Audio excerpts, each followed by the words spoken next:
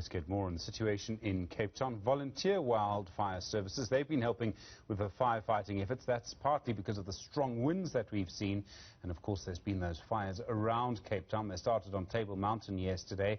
Members of the public have been providing support for all of those involved in the operations. Let's have a look now at the best way to lend some help. Peter Wynn is the Newlands Station Operations Manager for Volunteer Wildfire Services. He joins us now. Peter, good afternoon to you.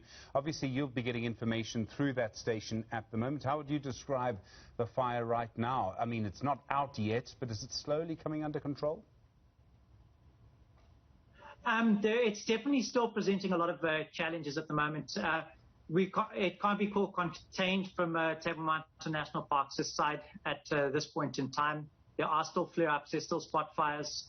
Thankfully, the conditions have been a little bit easier sometimes today, but the strong winds are still presenting a massive challenge to all of the crews out on the line. Well, I was going to ask you, how big a factor is the wind in this? I mean, we've been watching the footage, the live pictures coming through. You can watch the trees, the smoke. It's an incredibly strong wind there today. Yeah, unfortunately, it has been. It picked up late last night and did a bit of a run, and the wind hasn't really subsided. It has meant that the aircraft haven't been able to get airborne there. But the crews are managing to at least keep it out of properties at this point in time. So far, they're having a little bit of success in that regards. But it is definitely presenting some serious challenges. What kind of equipment do you have? I mean, you work with volunteers, so I imagine you don't all come with a fire engine, if I can put it like that. But what kind of equipment do you actually have to fight fires? You go out into the field.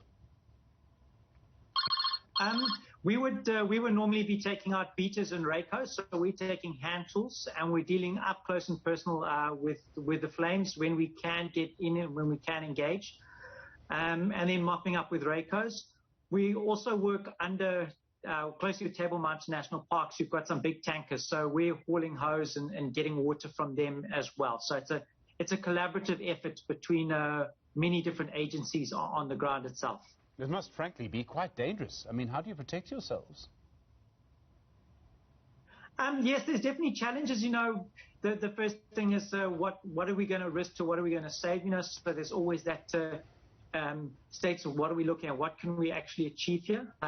So a lot of that comes before even engaging with a fire. That safety element is considered. You know, so if we can't do something safely, we try and stand back, wait until there's an opportune moment to get involved to be able to put out the flames. And sometimes you do have to admit, let's give the fire a bit of room here.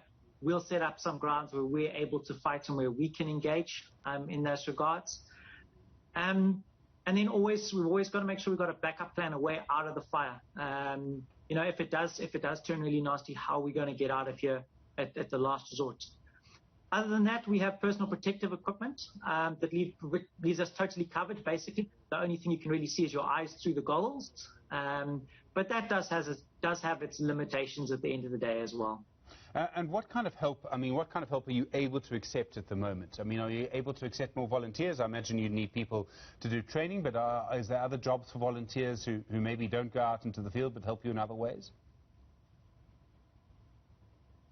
Yeah, so our training is already done and already covered for the guys who are going out. The biggest help at the moment is now just helping us with donations, feeding the crews, and that kind of thing. We've had quite a lot of water and energy drinks, bars, but more is always welcome. We're trying to make sure that each crew goes out having had something to eat, something decent to eat, and then potentially when they get back as well. It's great to see an exhausted crew come back and then that outpouring of support from the public.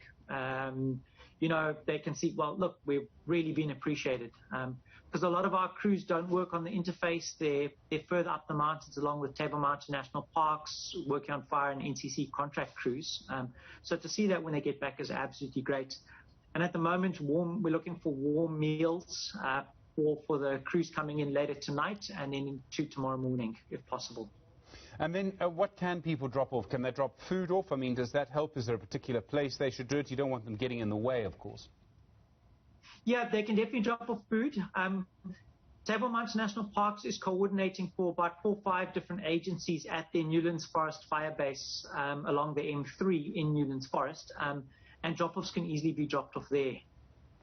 Peter Wynne, thanks very much indeed. Really do appreciate the time, the work that you and your colleagues are doing there, running the volunteer firefighters at the Newlands Fire Station in Cape Town. You can imagine